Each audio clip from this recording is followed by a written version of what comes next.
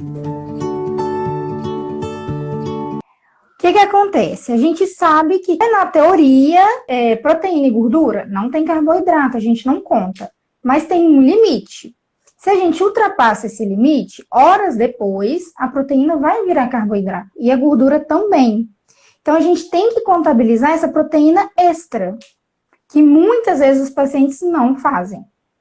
Então, por exemplo, vamos dar um exemplo prático. Vou para um churrasco.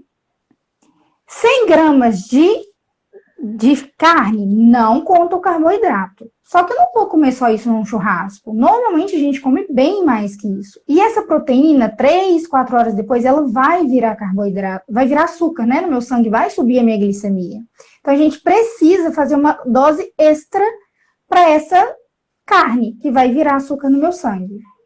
E o que acontece?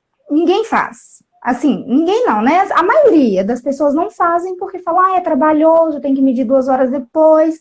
Só que aí não faz, aí a glicose vira aquela bola de neve, aí vai dormir, né? No final da tarde, a glicose dorme alta, acorda alta e fica o dia inteiro alta. Aí não entende o que aconteceu.